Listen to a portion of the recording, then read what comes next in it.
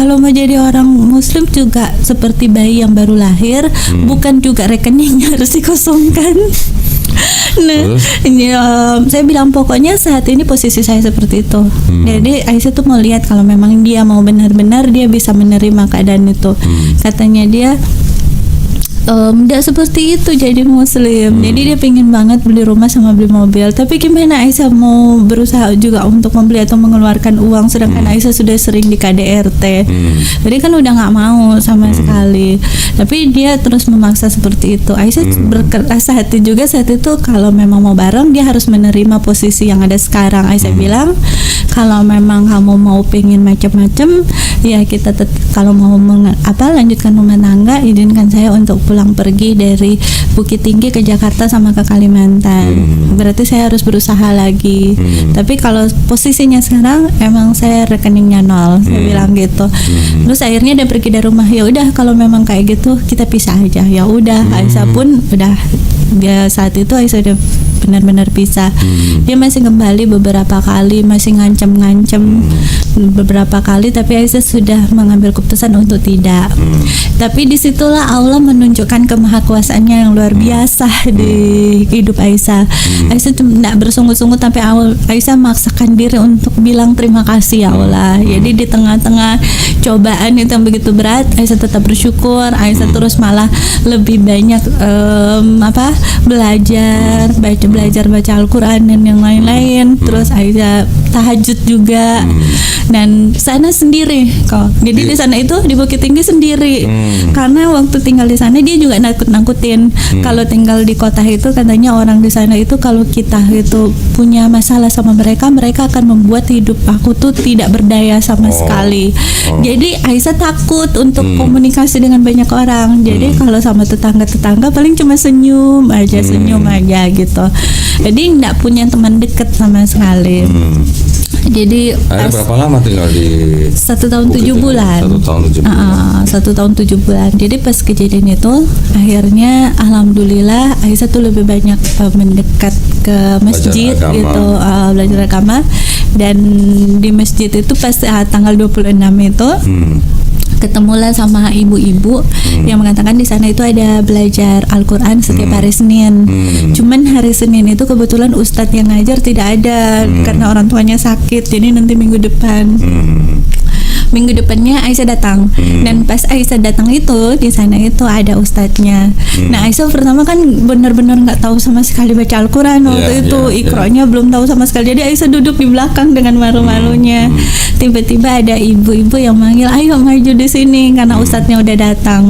Nah pas belajar itu biasanya ustadz baca ayat terus diikutin satu persatu.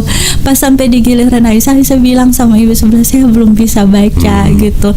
Nah beliau sempat nyari Al-Quran yang ada bahasa Latinnya, cuman akhirnya dilewati. Terus saat itu Aisyah tiba-tiba dihubungi sama Uni itu. Dia bilang mau nggak belajar Al-Quran, mau banget gitu. Alhamdulillah saya didampingi oleh beliau untuk belajar, dan pada tanggal 15 September Aisyah sudah bisa baca walaupun belum lancar. Masya Allah banget, Allah tuh luar biasa. Padahal Aisyah pertama kali buka Iqra mikirnya 2 tahun mau belajar itu. So ini kan pas bingung gimana mau belajar Iqra ini. Pertama kali bisa baca ayat Quran, rasanya gimana? Alhamdulillah banget. Subhanallah, Aisyah tuh benar-benar ngerasain ketenangan yang luar biasa yang nggak pernah Aisyah ngerasain di tempat lain. Nah saat itu akhirnya Aisyah bilang sama Allah, ya Allah, saya tahu bahwa sebelum melangkah ke sini saya benar-benar mempasrahkan hidup sama Allah gitu, karena saya pengen deket sama Allah. Makanya saya ini mau datang ke sini dan mau belajar. Jadi saya yakin Allah tuh bawa saya ke Bukit Tinggi bukan untuk dihancurkan gitu. Pasti saya tahu Allah punya maksud yang indah buat saya gitu ke sana. Akhirnya di sana saya jadi ingat bahwa ketika syahadat dulu saya meminta untuk tidak divideokan dan tidak dipublikasi, tapi saya berjanji bahwa ketika saya bisa baca Al-Quran, saya akan mensiarkan agama dengan cara yang Allah percayakan ke saya. Alhamdulillah. Nah, pertama kali ini berarti ini. Iya, alhamdulillah. Dan di saat itu Aisyah tuh akhirnya apa namanya? Buka mualaf center di Bukit Tinggi. Iya, mualaf center di Bukit Tinggi. Bu Aisyah malah buka mualaf center di Bukit Tinggi. Iya, Wih, alhamdulillah. keren. Jadi itu pas di proses perceraian itu berjalan karena Aisyah tidak mau pemikiran itu terganggu dengan hal-hal yang negatif. Aisyah berpikir ini sudah jadi masalah, so itu harus diselesaikan, harus dihadapi. Tapi saya harus membuat sesuatu yang bermanfaat buat diri saya sendiri dan sekiranya bisa bermanfaat sama orang lain. Jadi selama proses perceraian itu berjalan, di saat itulah Aisyah mendirikan mualaf center di Bukit Tinggi. Ya. Nama mualaf centernya apa? Mualaf Center Bukit Tinggi memang. Oh, mualaf center Bukit Tinggi. Iya. Masya Allah. Sampai sekarang masih. Alhamdulillah sampai sekarang. Sudah berapa mualaf yang dibina di sana? Masih ada 3 keluarga yang dibina 3 dengan 12 jiwa. Masya Allah. Bahasanya jiwa kayak orang gereja. Oh iya ya, pakai bahasa apa sih kalau bahasa ini keislaman? Saya masih kekurangan kosakata. Kosakata iya. keislaman itu masih karena Aisyah memang baru belajar. Ya, jadi dari 2019 setelah Bu Aisyah masuk Islam sampai 2022 itu berarti belum terlalu melakukan Islamnya berarti. Belum. Jadi untuk belajarnya 2022 belum. menikah, 2023 proses cerai. Iya. Baru nih benar-benar belajar Islamnya dari situ. Begitu Alhamdulillah. baru belajar Islam malah bikin mualaf center. Iya. Waduh, keren ya. Semua karena Allah kok. Semua karena Allah. Iya. Nah, terus gimana ceritanya kok sekarang bisa di Jakarta nih? Lagi ada acara atau memang pindah ke sini atau gimana? Milih hijrah ke Jakarta kok, karena kalau tinggal di Bukit Tinggi kan ada mualaf-mualaf yang di bawah binaan Aisyah. Terus Aisyah juga butuh hidup gitu. Jadi Aisyah pikir kalau tinggal di Bukit Tinggi di sana tuh udah banyak pengusaha soalnya. Mereka udah banyak, jadi Aisyah tuh milih untuk pindah ke Jakarta untuk memulai hidup dari nol kembali. Jadi Mbak Bu Aisyah di Jakarta nih sedang memulai usaha baru. Iya. Boleh tahu nggak usaha apa? Usahanya Enggak, jangan. Iya, kok lagi mencari-cari sih kok gitu. Jadi lagi menata kehidupan kembali. Terus mualaf-mualaf yang di Bukit Tinggi gimana? Ditinggal? Masih tetap di binaan. Ada gitu. yang mengurusi di sana? Sementara ini kok lagi nyari orang yang tepat untuk mengurusi. Karena kemarin ada sedikit orang yang dipercayakan tapi beliau kurang amanah gitu. Jadi mungkin beliau sih mungkin ada sesuatu yang dipikirkan atau apa. So ada beberapa bantuan yang akhirnya tidak tersampaikan ke para mualaf. Jadi sementara beliau saya hentikan. Nah ini lagi mencari. Jadi kalau ada sekiranya yang kenal, saya ingin titipkan mualaf center di Bukit Tinggi. Kalau Kokoh juga ada kenalan di sana, sekiranya yang bisa amanah. Oh, Bil, Bukit Tinggi.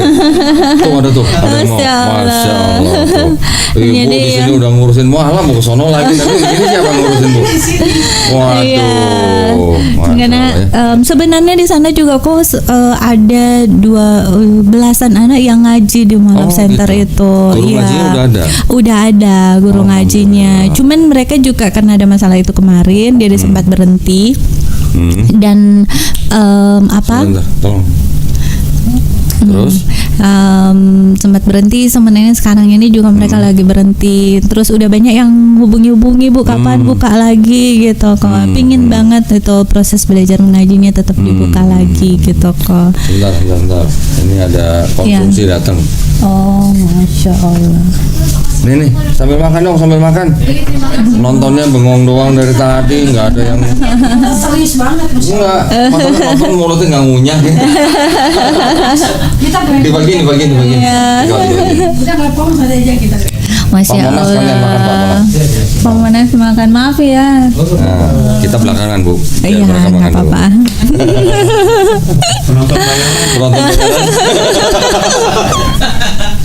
Penonton bayaran. Aduh. Dari tadi diem aja, nggak ada yang ngunyah, kasihan banget. Kasihan banget sih. Ayo makan. Kok makan duluan? Saya dulu belum selesai saya nih. Kakak mau makan dulu? Nanti. Pak Mona silakan Pak. Pak Mona selamat. Iya. Derek ya. Nah, terus berarti sekarang Ibu berarti mualaf center yang di Bukit Tinggi tetap ada yang ngurus, Iya. tapi ibu tinggal ke sini. Iya, sementara ini belum ada kok. Yang waktu aku Oh. tinggalin sebenarnya ada. Cuman ini dari Idul Fitri kesininya yang Belum ada stop. lagi. Oh, oke. Iya, pinginnya tetap. Ya. Mudah-mudahan ibu ya nanti Insya bisa Allah. lanjut lagi ya. Iya, Insya Allah. Dan ibu udah berapa bulan di sini berarti dari Idul Fitri? Februari. Tapi dari Februari. waktu Februari, Maret, April masih sempat ngontrol-ngontrol ke sana. Oh, oke. Gitu. Cuman abis Idul Fitri kesininya yang belum sempat lagi ke sananya. Iya. Iya. Keren ya ibu ya, ibu udah mualaf, bikin mualaf center ya. Masya Allah. Semua karena Allah kok. Makan Allah. Ya. Di Bukit Tinggi memang banyak bu orang masuk Islam. Lumayan banyak kok. Cuman yang itu belum sempat tercover semuanya, Gitu. belum saya data semuanya. Sebenarnya banyak sih kok. Cuman waktu itu karena keterbatasan saya juga gitu, dan saya pinginnya sebenarnya mualaf yang ada yang di bawah binaan saya itu mereka bisa menjadi contoh bagi mualaf-mualaf yang lain. Iya. Jadi memang waktu itu mualaf center itu saya diriin dari yang ada ke saya aja, Iya. sisa-sisa yang ada Tempatnya di di saya. mana, Bu? Di Bukit Tinggi? Di rumah siapa itu? Belakang saya kontrak. Oh, kontrak. Di belakang Hotel Santika. Dan saya memang waktu itu belum sempat mempublikasi itu tempat itu. Tapi udah ada orang yang datang untuk minta bersyahadat di situ. Kalau orang datang minta bersyahadat belum ada. Itu sebenarnya mualaf-mualaf yang sudah Oh, yang sudah mualaf. memang sudah mualaf gitu mereka. Tapi saya pingin mereka itu menjadi Muslim yang kafah ya. Iya, muslim yang apa Masya gitu. Allah. Mudah-mudahan Allah rahmati ya bu ya. Mereka Iya. semua ya. Insya Allah. Terus ibu nih kan sudah 5 tahun nih. Ya Iya. kan? Ibu nggak pengen pulang ke Manado? Pengen pulang, pengen banget. Tapi untuk domisili enggak Oh, kok. domisili enggak. Saudara-saudara Iya. berarti masih di sana semua ya? Iya, masih di sana Oke. semua. Masih ada komunikasi dengan saudara-saudara di sana? Masih ada kok. Cuman kalau kakak sementara ini Oh, tutup dulu gitu. Iya. Tutup dulu. Soalnya pas kemarin dimurnikan proses pemurnian iman saya itu beliau sempat gini, kan sempat down benar-benar Iya, down saya, tempat di titik nol gitu, dan saya masih berjuang juga sekarang. Jadi beliau bilang kalau kembali ke Kristen dalam 3 bulan ini ekonomi kamu pasti langsung pulih lagi. Nah, jadi sejak saat itu saya masih milih untuk tidak ada. Ibu dulu waktu sebelum mendengar teman sekamar yang ngaji di kamar hotel itu, sebelumnya itu ibu pernah nggak punya stigma negatif terhadap Islam? Alhamdulillah tidak kok. Tidak? Karena papa itu walaupun beliau pendeta, dia banyak teman ustadz dan imam Oke. juga. Karena dulu papa pernah tugas sebagai pendeta itu di belakang itu kampung 100% dari muslim. Muslim, oh, oke. Nah, jadi di belakang kita itu ada apa? Aduh, mohon maaf bu, dari tadi kok nggak dikasih air minum ya? Ada tadi Nggak tahu dong, kasih air minum dong. Ada tadi kok. Di situ. Sebentar nanti, masya Allah. Aku nggak dikasih air. Kadang-kadang kalau dikasih air nggak diminum gitu. Belum ada sponsor. Belum ada sponsor. Ayo nyari sponsornya kok. Oh, ada. Oke. Nanti dikat ya Rik ya, dikat ya. Kalau minum, saya ajarin ya Bu ya. Iya. Sebagai seorang Muslim, Iya. minum sebagai pakai tangan kanan. Oh iya. Ya Bu ya. Jangan direkam Rik. Jangan direkam. Enggak aman. Aman ya. Masih gede. Saya memang baru belajar. Dulu Ya, saya nggak apa-apa. benar-benar ini kok lebih konsentrasi kayak memperkuat ekonomi saya. Ya, Jadi ya, gitu. memang harus begitu ya. Kan Bu Esa kan seorang wanita mandiri. Iya. Ya tetap harus tetap memikirkan ekonomi lah. Iya, karena Ya bagaimanapun kan sekarang Ibu kan posisi seorang wanita sendiri. Iya. Ya harus ekonominya dulu dikuatin. Iya. Apalagi Ibu punya mualaf center gitu. iya, Ada rencana juga mau buka mualaf center di Jakarta? sementara dipersiapkan kok. Waduh, berarti punya rencana Udah sementara direnovasi di Jakarta? di Tebet. Oh di Tebet, Iya. Masya Allah. Ini keren banget ya. Waduh, sudah ada yang mau dibina di Tebet? Belum ada sih kok, jadi baru persiapkan tempatnya aja dulu. oke. Jadi nanti kalau ada yang itu di sana, yang penting tempatnya sudah saya sediain gitu. Karena saya butuh tempat tinggal juga kan gitu. Saya butuh tempat tinggal, jadi sekalian aja Oke, gitu. Saya sekalian. jadi belajar di situ. Ada teman-teman juga bisa belajar gitu. Karena kan saya juga sendiri kan. Jadi ya udah biar teman-teman juga yang pengen belajar di situ. Ya, alhamdulillah. Berarti mesti cari guru ngaji lagi dong ya. Iya. Ada guru ngaji tuh sebelah sana. Iya. Itu bisa di calling tuh. Iya. Ya. Mudah-mudahan ya dilancarkan ya. Insya Allah, amin. Terus berarti sekarang kan Bu Aisyah sebagai wanita yang mandiri, yang sendiri harus menatap masa depan dong. Iya. Nyari lagi ya Bu? Apa? Hah? Enggak. Oh, kok cepat amat jawabnya? Soalnya biasanya kalau di podcast saya, kalau yang di depan saya biasanya perempuan yang sendiri gitu, nanti di komen banyak tuh, mau dong IG-nya, mau dong. Sementara Biasanya udah begitu. ditutup dulu kok. Nah, ini ngomong sendiri ya, jadi nanti jangan nanya sama saya gitu. Biar dengar sendiri. Iya. Jadi Ibu mau konsen dulu ya, menata ekonomi dulu ya. Menata hidup Menata dalam hidup. agama, terus belajar agama dulu. Ya, gitu. itu juga penting, Kalau- Bu, ya. Penting. Ekonomi penting, Ekonomi penting, tapi agama juga juga penting. penting. Ya. Terpenting itu agama, ekonomi Betul. ngikut. Karena waktu ke Bukit Tinggi sempat memang undur gitu kok. Jadi dari usaha itu sempat nggak vakum gitu. Oh, oke. Cuman ternyata itu pincang juga gitu. Dari situ menyadarkan, memberikan pelajaran bahwa ternyata memang harus sejalan gitu. Ya namanya kita tahu lah kalau kita Bu Aisyah namanya sudah mulai belajar Islam nih kan, sudah Iya. dari 2023 kan. Iya. Belajar bagaimana usaha yang target kita tuh bukan kekayaan, Iya. ya, bukan materi yang harus Iya. jadi target Bu, tapi apa? Barokahnya. Iya, betul kok. Barokah itu jauh lebih penting daripada materinya. Iya, gitu. Kita dapat misalnya penghasilan bermiliar-miliar, tapi kalau nggak barokah, Iya, percuma gitu. Ya kan, Bu, ya? Semoga ya kok. Ya. Mohon doanya, Ya, mohon kita dukungannya. sama-sama berdoa ya. Karena memang saya lagi baru bangkit semuanya. Memang Iya. sempet Tapi lagi mau dari bangkit tapi titik nggak mau nol. imam, gimana caranya? biar Allah sendiri. Iya dong harus ada imam ya. Ini kalau buka lowongan nih, nanti rame nih masih di bawah nih, yang komen ini. Lebih baik sih tetap harus ada imamnya. Gitu lah. Tapi pelan-pelan, Iya. jangan terburu-buru gitu lah. Iya. Ya, dari komunitas itu Iya. nanti bisa. Sudah. Insya Allah. Sebenarnya udah ada sih kok yang ngelamar, cuman masih. Katanya bingung tadi.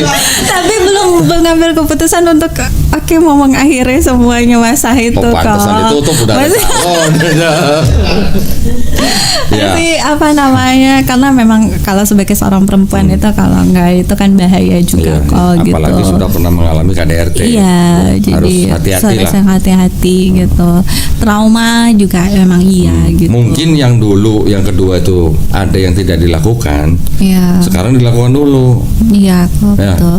Yang Betul, dulu kan betul. ngecek masa kecilnya setelah KDRT. Iya. Nah sekarang sebelum nikah harusnya dicek dulu. Iya. Karena juga memang harusnya memang karena ilmu agama Aisyah mungkin yang masih kurang. Karena mungkin kalau sebenarnya ilmu agama Aisyah itu udah juga mantep. Kalau memang dia juga ada jodoh, caranya Aisyah untuk berkomunikasi atau menanggapi masalah itu mungkin berbeda ya kok. Cuman karena yang kembali lagi sebenarnya karena ilmu agama Aisyah yang kurang gitu. Jadi tidak juga mempersalahkan dia sih gitu, karena ilmu agama Aisyah Udah yang ditampar kurang. kanan kiri masih juga nggak nyalain ya, masya Allah ya, keren loh ya ini. Kayaknya harus lebih melihat ke diri kita aja supaya tidak Ibu ada dulu waktu dendam dan benci gitu. Oke, ibu dulu waktu masih Kristen pernah ditampar, Nggak pernah sama sekali kok. setelah jadi muslim malah ditampar. Mau dikerasin suaranya aja tuh nggak pernah, karena semua orang di rumah itu pada tahu bahwa aku nggak bisa banget dikerasin gitu. Jadi karena mungkin aku dibesarin di keluarga pendeta kan, di rumah itu nggak ada yang kayak mau teriak-teriak itu nggak ada sama sekali. Dan Aisyah itu anak bungsu dari 2 bersaudara gitu. Dan mungkin di Aisyah tuh dari kecil itu semua orang kayak mau menjaga bagaimana perasaan Aisyah supaya tidak tersakiti gitu. Jadi selalu sangat-sangat dijaga oleh semuanya gitu, supaya ketika memang juga menghadapi semuanya, pokoknya pertama kali dikerasin dengan suara ya saat itu sama beliau. Pertama kali juga menerima caci maki dari umur dari Aisyah ngerti dari lahir ya pertama kali sama dia. Belum pernah sama sekali ada orang yang katakan anjing atau apa, itu nggak pernah sama sekali. Oke. Itu nggak pernah sama Tapi gini Bu, mohon maaf ya Bu ya, kalau ini agak sensitif ya. Kan Bu Aisyah dari kecil sampai akhirnya masuk Islam tidak pernah dikasari apalagi ditampar. Setelah masuk Islam nikahnya sama orang Muslim malah dikatain, malah ditampar. Iya. Gimana pandangan Ibu tentang itu? Tentang Ibu bisa bedain nggak antara Muslim dan Islam? Gitu? Tidak, kalau maksudnya soal agama itu tidak mempengaruhi pandangan Aisyah tentang agama. Itu ke personnya gitu, ke pribadinya orang. Jadi gitu. oknum ya, Oknumnya. tidak mewakili Islamnya. Tidak ya, gitu sama sekali. Alhamdulillah sih. Jadi Ibu pandangan Ibu terhadap Islam ya fine-fine saja. Ya. Alhamdulillah. Itu yang penting. Malahan justru dengan kejadian itu Aisyah tuh makin kuat gitu imannya sampai saat ini. Dan itulah kenapa Aisyah selalu bikin mualaf center, karena Aisyah tahu bahwa ternyata mungkin di luar sana juga ada para mualaf lain yang mungkin punya masalah yang sama Aisyah atau mungkin lebih berat dari Aisyah gitu. Jadi Aisyah pingin merangkul mereka juga di sana. Mungkin gitu. kalau boleh saya komentari sedikit ya. Kalau suami Ibu yang Ibu sudah cerai atau sedang proses kan? Sudah. Alhamdulillah gitu. Mungkin kalau suami Ibu yang melakukan KDRT dengan Bu Aisyah itu mungkin dia kurang ngaji, Bu. Iya. Ya. Di Quran memang ada ayat bahwa suami boleh mukul istri. Iya. Ya, Bu ya. Tapi bukan berarti mukul seperti yang Ibu terima itu. Iya. Kan di Quran juga dikatakan taatilah Allah, taatilah Rasul. Berarti kalau di Quran ada kata-kata seperti itu, untuk melakukannya kan berarti kan kita harus melihat contoh yang dilakukan oleh Rasul atau sunnah Rasulnya. Sedangkan kalau kita cari hadis manapun, tidak pernah sekalipun Nabi mukul istrinya. Dan mukul istri yang diperbolehkan di Quran itu syaratnya seperti apa? Pertama, tidak boleh di wajah. Ini lamper nih, pipinya udah beda ini ke kanan sama kiri. Pipinya Bu Aisyah udah kebal dong berarti. Iya. Pertama, tidak boleh mukul istrinya di wajah. Yang kedua, tidak boleh meninggalkan bekas. Nah, gimana caranya? Gimana caranya mukul istri? Satu, nggak boleh di wajah. Kedua, nggak boleh meninggalkan bekas. Berarti kan kita harus lihat contoh daripada Nabi Muhammad SAW. Pernah nggak beliau mukul istri-istrinya? Ternyata tidak ada. Ternyata tidak pernah diceritakan Nabi Muhammad SAW memukul salah satu istrinya. Berarti kalau begitu gimana? Kalau Quran bilang taatilah Allah, taatilah Rasul, ketika kita belajar Nabi Muhammad SAW tidak pernah mukul istrinya, berarti kan sebenarnya kita tuh nggak boleh mukul istri kalau begitu. Nah, itu mungkin kurang ngaji. Tapi dia kalau mau sholat sih rajin banget. Oh, sholatnya rajin? Rajin banget, tapi salah-salah baca Al-Quran. Jadi ya, pertama gini, Aisyah tuh mikirnya, pertama kan dia bilang sama mantan istrinya sering kadang-kadang lagi sholat istrinya nggak mau sholat bareng, terus lagi sholat istrinya bilang salah itu doanya gitu. Dan ternyata kan pertama kan Aisyah mikirnya ya kan belum tahu ya. Jadi pas nanti Aisyah sudah mulai baca hafal ayat-ayat pendek gitu kan, Aisyah kan jadi tahu kan, belajarnya sendiri. Nah pas kita sholat bareng setelah Aisyah sudah tahu, barulah Aisyah tahu oh dia ternyata salah-salah emang, cuman nggak berani untuk ngomong. Nanti Aisyah dipukul lagi. Tapi maksudnya sholat bareng di rumah tuh sholat sunnah atau sholat wajib? Sholat wajib. Loh, sholat wajib kan harus ke masjid yang laki-laki. Dia kadang di rumah gitu. Tapi kadang kalau sholat subuh kita ke masjid. Cuman yang ada yang aneh sih di kita. Jadi setiap kali kita itu sholatnya di masjid subuh, pulangnya dia tuh kayak orang kesetanan gitu loh. Kok bisa gitu? Iya, pasti berantem hebat terus Aisyah dipukul gitu. Tapi gimana dia juga mau pulang nggak kayak gitu. Di masjid itu lagi ceramah subuh. Di sini kan ada ceramah subuh kalau kita ke masjid. Dia di sana tuh duduk gini sampai ketidur kayak gini. Nah jadi pas pulang pasti jadi masalah tuh, jadi masalah. Pulang memukul, jadi ini sampai trauma. Udahlah aku nggak mau sholat di masjid lagi, nanti pulang dari masjid aku dipukul. Tapi harusnya sih bukan begitu ya, harusnya bukan. Jadi nggak tahu kenapa, cuman memang ada sesuatu mungkin yang dipegang atau apa sama dia sampai dia mungkin kayak gitu. Apa dipegang apa? Jimat gitu? Iya mungkin kalau mau dilihat, jadi kayak sisi manusia jiwanya dia sama ininya selalu berantem gitu. Karena tiba-tiba kadang-kadang dia berantem. Kalau Aisyah misalnya tahajud dia suka marah-marah. Kalau misalnya Aisyah tuh dia sampai bilang mengganggu banget gitu. Pernah nggak Ibu Aisyah baca Quran di dekat dia ngamuk-ngamuk gitu? Pernah dia tidur sampai nendang gitu. Jadi pas apa kan sampai mau bangun tahajud ya udah kadang-kadang diam-diam aja terus baca. Apalagi kalau baca ayat kursi di subuh-subuh itu dia suka kayak ngeram kayak gitu. Itu mah perlu diruqyah itu mah. Itu Tapi mah perlu susah diruqyah itu. diajak ruqyah sampai orang tuanya udah ngajakin sekali aja dia mau, habis itu udah nggak mau lagi. Oh, waktu diruqyah, waktu pertama kali diruqyah itu gimana sampai dia? Kayaknya dia terlalu keras, dia terlalu ini kuat ininya, jadi nggak kerasa. Tapi kan katanya harus berapa kali, pas ajakin kedua kali udah nggak mau lagi. Ya sudahlah, itu semuanya masa lalu ya Bu ya. Iya. Pokoknya yang penting Ibu Aisyah sudah mengambil pelajaran. Iya. Tetapi dari pengalaman Ibu, dari mulai masuk Islam sampai menikah lagi, mengalami hal-hal yang tidak mengenakan, Iya. tadi Bu Aisyah bilang juga tidak mengubah pandangan Ibu terhadap Islam.